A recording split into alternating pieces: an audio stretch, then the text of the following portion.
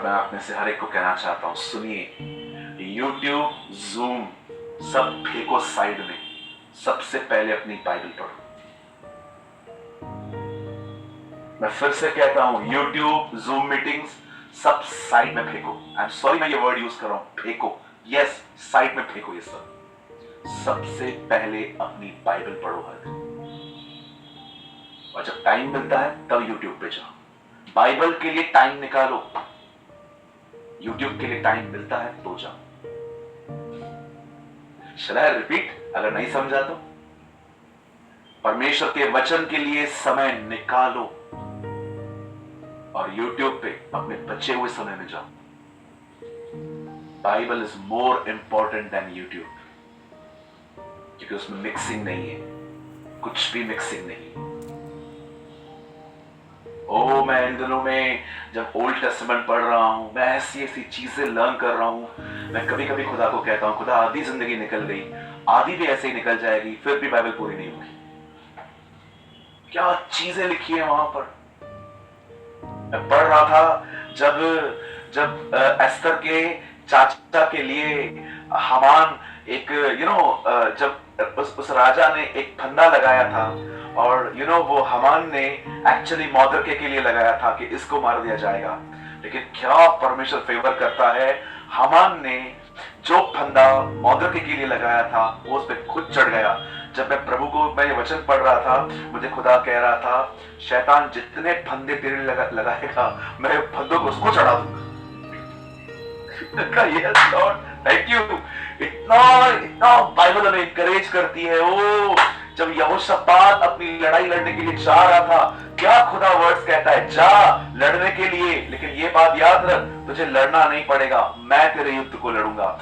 जब सीरिया का राजा जब हिजकिय्याह के पास आके कहता है कि हे हिजकिय्याह, मैं तेरे साथ ये करूंगा वो करूंगा, परमेश्वर कहता है एक तीर चला के दिखा। कम ऑन, एक तीर चला के दिखा दो इन लोगों पर। क्या आपने ये बात पढ़ी, कैसे परमेश्वर नूह को 150 दिन तक बचाता रहा? क्या आपने ये बात पढ़ी, हमारी बाइबल में लिखा गया है कि जब आदम ने पाप किया तब वे नंगे हुए, जब हवा ने पाप किया था तब वे नंगे नहीं हुए। क्या खुदा है हमारा, जब वो देख रहा था कि लोग कुछ गलत कर रहे हैं, वो नीचे उतरा और उसने वहां पर गड़बड़ी फैला दी और उसका नाम उसने बेबीलोन रखा। कितने स्क्रिप्चर से हैं बाइबल के अंदर, एक एक को पूरा हफ्ता हफ्ता पढ़ सकते हैं, वन वीक आप स्टडी कर सकते हो। क्या मिरेकल पढ़ा मैंने आज। एक आदमी का हाथ ऐसा था सूखा हुआ, वो आराधना में खड़ा हुआ और लोग जो हैं ये देखना चाह रहे थे कि आज यीशु क्या करेगा। यीशु भी इतना बोल्ड, उसको बैठे बैठे चंगा नहीं करता है, बोलता है कम ऑन, उठ के खड़ा हो जा तू। और जैसे वो उठ के खड़ा हो जाता है, कहता है स्ट्रेच योर हैंड, अपना हाथ बढ़ा, और सबके सामने उसको चंगा करता है। वो आंखों में बोलता होगा, जाओ इसको जो करना है करो, आई विल हील हिम। और लिखा है जैसे उसने अपने हाथ में थोड़ी सी मेहनत की, परमेश्वर की सामर्थ वहां आ गई। मैं रिसेंटली एक वचन पढ़ रहा था जिसमें ऐसा लिखा हुआ था कि पौलुस ने एक जगह पे आग लगी हुई थी और पौलुस लकड़ियां बटोर बटोर के उसमें डाल रहा था, और जैसे उसने लकड़ी डाली एक सांप निकला और उसको काट लिया। आप जानते हो, पौलुस ने आग नहीं जलाई थी, वो आग पे लकड़ियां डाल रहा था। वो आग को, और मतलब वो आग को लगातार, मैं उसमें ये वचन पढ़ रहा था, मुझे खुदा कह रहा था, एक कलीसिया में मैं एक व्यक्ति को आग लगाता हूं और मैं उसके साथ ऐसे भी लोगों को रखता हूं जो उसकी आग को फैलाएं। मुझे तो आज भी समझ में नहीं आता लोग कैसे बोर होते हैं बाइबल पढ़ते पढ़ते कि यार ये भी पढ़ लिया है, ये भी पढ़ लिया है, ये भी पढ़ लिया है, ये भी पढ़ लिया है, चल आज कोई मूवी देखते हैं। मुझे समझ में नहीं आता आप कैसे बोर हो सकते हो, जबकि Bible is the most interesting book. हर समय में वो अपग्रेड होती है, कभी भी पढ़ लो आपको लगेगा प्रभु मुझसे बात कर रहा है। मेरे भाइयों मेरी बहनों, रीड योर बाइबल। सिर्फ यूट्यूब पे लोगों को मत सुनो, ऐसे लोगों को सुनो जिनका प्रचार सुनने के बाद वो आपको बाइबल की तरफ फेर दें। आप जैसे उसका प्रचार खत्म हो, आप बंद करके सीधा बाइबल पढ़ना शुरू करें कि हाँ यार, इस आदमी ने जो ये बात बताई कभी ध्यान गया ही नहीं है, चल देखते हैं वहां ऐसा लिखा है कि नहीं लिखा है। एक दिन मैं अंकल दिनकरण को सुन रहा था, तब वो उस चिट्ठी की बात कर रहे थे जो एलिया के जाने के बाद मिली थी। मैं भी सोच रहा था यार ये किधर लिखा है, इतनी बार बाइबल पढ़ी है, और जब मैंने वो वचन खोला राजाओं में लिखा है, तब एलिया की चिट्ठी राजा को प्राप्त हुई। एलिया तो था ही नहीं। अंकल दिनकरण कह रहे थे उसे स्वर्ग से एक लेटर लिखा था जो अर्थ पे मिला। कितनी अमेजिंग चीजें हैं।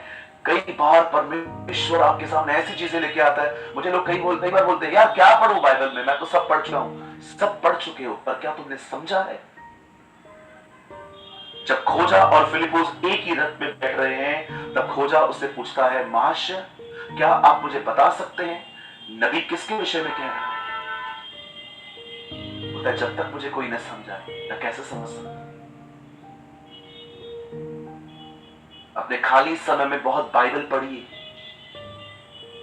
सिर्फ और सिर्फ यूट्यूब पर मत जाइए, डिसीव हो जाएंगे आप, क्योंकि बहुत सारी गलत टीचिंग्स इन दिनों में फैली हुई हैं।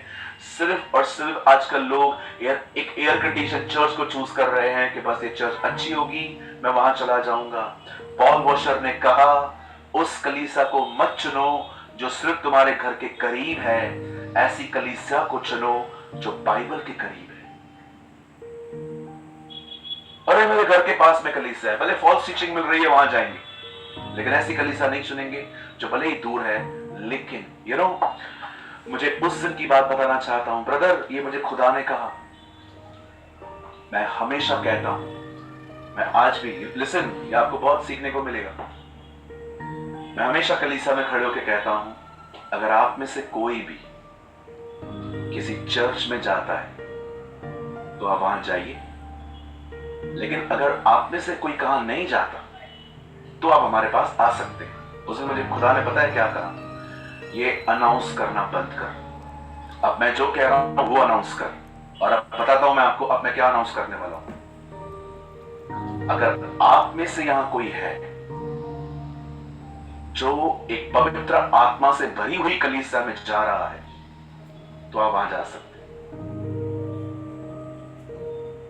If you have the spirit field church, अगर आपके पास ऑलरेडी एक ऐसी कलीसिया है जो पवित्र आत्मा से भरी हुई है, आप वहां लगातार जाइए। लेकिन अगर आप एक ऐसी जगह पे जा रहे हैं जहां पर कोई आत्मा की चुंबिश नहीं है, जहां कोई वचन नहीं है, आप यहां आ सकते हो। As the Lord spoke to me, किसी से तुझे डरने की जरूरत नहीं है। Don't be afraid. जिसको जो सोचना है सोचने दे।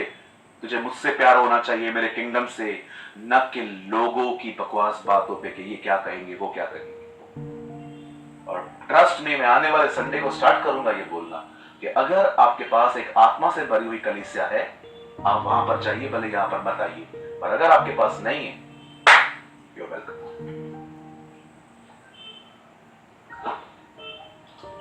कम ऑन, बी बोल्ड। किसी से मत डरिए। आप कोई डाका नहीं डाल रहे हैं, आप कोई गलत काम नहीं कर रहे हैं।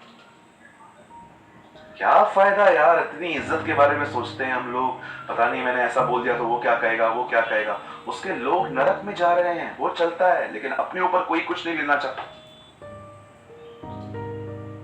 सी लाइफ। स्वर्गीय पिता, मैं दुआ करता हूं यीशु के नाम से मेरे भाइयों के लिए, मेरे बहनों के लिए। खुदा आप हम पर दया करें,